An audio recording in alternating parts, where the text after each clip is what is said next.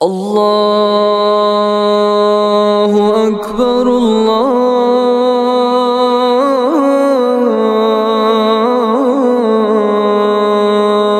أكبر. Bismillah, Assalamualaikum warahmatullahi wabarakatuh. Alhamdulillahi rabbil alamin, wabihi nasta'in ala umurid dunya waddin, wassalatu wassalamu ala asrafil anbiya'i wal mursalin wa ala alihi wa ashabihi ajma'in, amma ba'd.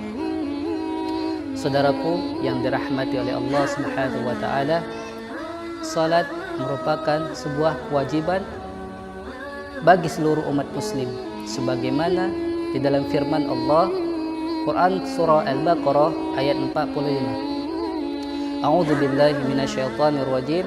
Bismillahirrahmanirrahim. Wa aqimus salata wa atuz zakata warka'u ma'ar raki'in. Yang artinya, dirikanlah salat, tunaikanlah zakat, dan rukuklah bersama orang-orang yang rukuk. Rasulullah sallallahu alaihi wasallam juga bersabda, "Sallu kama ra'aitumu yusalli." Salatlah kalian sebagaimana aku salat.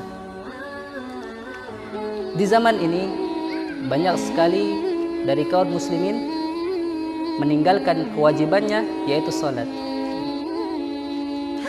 Bahkan anak-anak mereka pun tidak mengerjakan salat. Bisa kita saksikan sekarang ini banyak sekali anak-anak ketika dikumandangkan azan, mereka masih sibuk dengan permainannya, masih sibuk dengan hobinya. Ada yang masih sibuk dengan gadgetnya, ada yang sibuk dengan gamenya, dan ada juga yang masih sibuk dengan televisinya. Namun sebahagian anak ada juga yang pergi melaksanakan sholat, akan tetapi dalam sholatnya mereka masih bermain-main. Masih banyak gerakan sholat mereka yang belum benar. Bahkan sebagian dari mereka tidak hafal doa-doa gerakan sholat. Mengapa hal demikian ini terjadi? Ya, karena orang tua tidak mengajarkan anaknya sholat, tidak membiasakan anaknya untuk melaksanakan sholat. Mungkin saja orang tuanya pun tidak melaksanakan sholat. Wallahu a'lam. Padahal Rasulullah Shallallahu Alaihi Wasallam memerintahkan kepada para ayah agar mengajarkan anak sholat ketika berusia 7 tahun dan memukul mereka apabila telah berusia 10 tahun. Sebagaimana sabdanya Rasulullah sallallahu alaihi wasallam bersabda, "Murru auladukum bis salati wa abnaakum sab'i sinina wadribuhu alaihim wa hum abna'u 10 sinina wadribuhum 'alaiha fil madaji'." Yang artinya, suruhlah anak kalian salat, mengerjakan salat ketika telah berusia 7 tahun. Dan pukullah mereka apabila meninggalkan sholat ketika berusia 10 tahun. Dan pisahkanlah tempat tidur mereka antara laki-laki dan perempuan. Hadis riwayat Abu Daud. Saudaraku yang dirahmati oleh Allah, mari kita lihat Rasulullah. Bagaimana sih Rasulullah mendidik anak-anak untuk sholat? Rasulullah Shallallahu Alaihi Wasallam sering sekali mengajak anak-anak pergi melaksanakan sholat sambil mengusap pipi mereka karena kasih sayang beliau. Rasulullah Shallallahu Alaihi Wasallam juga mengajarkan hal-hal yang diperlukan di dalam sholat, seperti gerakan-gerakan sholat, bacaan-bacaan sholat, zikir selesai sholat, doa dan witir.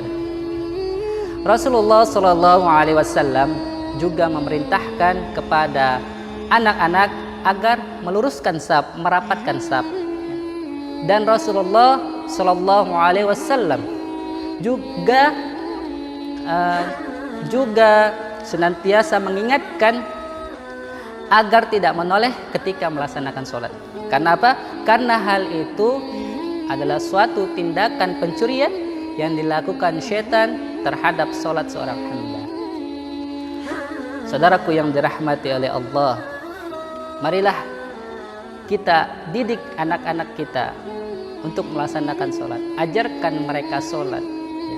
Gandeng tangan mereka ke masjid.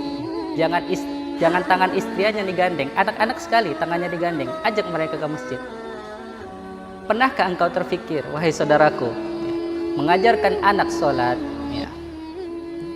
bisa mendapatkan amal jariah atas ilmu yang kita ajarkan. Orang tua akan mendapatkan dua keuntungan jika mengajarkan anaknya sholat. Yang pertama, orang tua tersebut akan mendapatkan amal jariah atas ilmu yang dia ajarkan. Dan kedua, orang tua akan mendapatkan doa dari anak yang soleh. Bukankah hal itu yang diharapkan orang tuanya terhadap anak-anaknya ketika sudah meninggal dunia? Wahai saudaraku yang dirahmati oleh Allah, marilah kita merenung sejenak dari sebuah hadis yang diriwayatkan oleh Imam Ahmad. Rasulullah Shallallahu Alaihi Wasallam pernah bertanya kepada para sahabat, tahukah kalian siapakah yang mandul?